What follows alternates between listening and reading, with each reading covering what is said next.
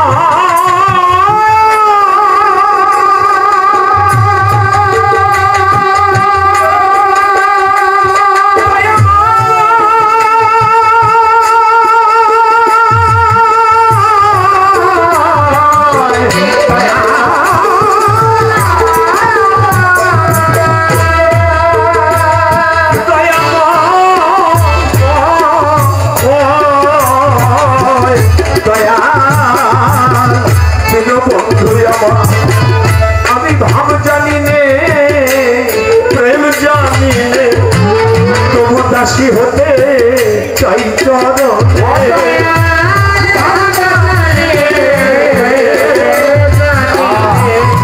দাসী হতে চাই চরণে আমি ভাব জানি নে প্রেম জানি নে দাসী হতে চাই চরণে দেখো ভাবছি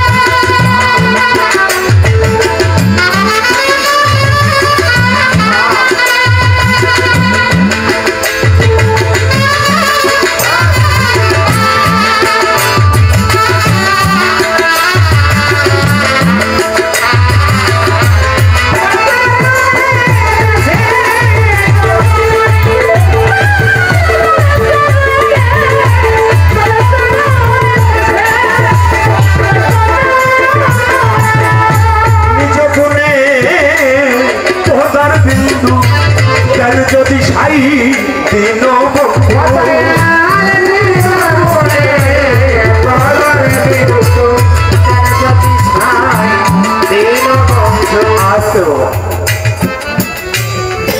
নিজ গুণে পদার বিন্দু দেন যদি সাই দীনবন্ধু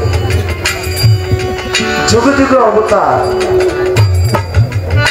নারদ মুনি শ্রীকৃষ্ণ মহাপ্রভুকে সামনে গিয়ে জিজ্ঞেস করতেছে প্রভু আপনার কাছে একটু জানার দরকার কি বলেন তো কৃষ্ণ দর্শনে কি হয় প্রভু বলেছে এটা তুমি দেখতে চাও না শুনতে চাও বলে যেটা দেখা যায় প্রভু ওটা শুনবো কেন একটু দেখা বলে তুমি মরতে চলে যাও মরতে গিয়ে ঘুরবে দেখবে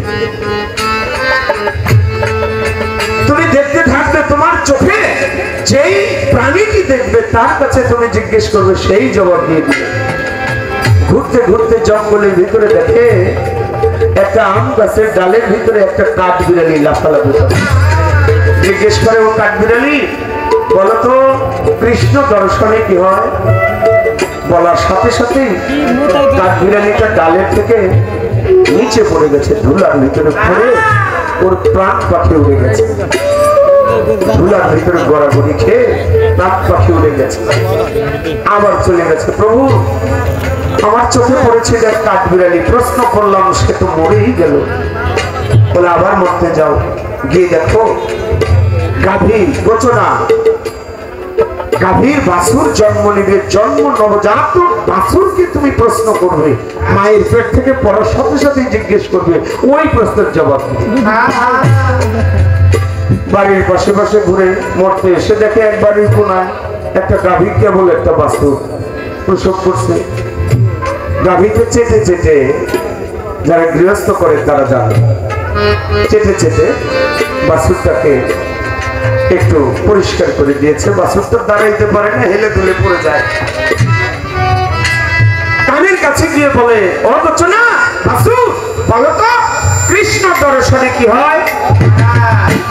কোন রকম একটু দাঁড়িয়েছিল, নারদের কথা শুনে সাথে সাথে ধুলার ভিতরে পড়ে প্রাণ পাখি চলে দৌড়ে এসেছে। প্রভু আমি যাকে জিজ্ঞেস করি সেই তো চলে যায়, এখন কার কাছেই জবাব পাবো? বলে তুমি আবার মরতে যাও, গিয়ে দেখো প্রথম মায়ের প্রথম সন্তান যখনই নবজাতক শিশু জন্ম নিবে তার কাছেই উত্তর পেয়ে যাবে। তাই বলে হ্যাঁ। আবার আসছে, বাড়িতে বাড়িতে বাড়িতে বাড়িতে ঘুরে দেখে এক বাড়িতে একটা নবজাতক শিশু কেবল জন্ম নিয়েছে, ওয়ানা ওয়ানা করে চিৎকার দিয়ে উঠেছে। দৌড়ে গিয়ে ভিতরে গিয়ে নবজাতক শিশুর কানের ভিতরে বলতেছে, ও বাচ্চা বলো তো কৃষ্ণ দর্শনে কি হয়? বাচ্চা চোখ খুলে বলে, না রোগের ভাই কৃষ্ণ দর্শনে না, এরকম একজন মানুষের জন্ম পায়। তুমি তো জানো না আমি ছিলাম সেই কাঠবিড়ালি,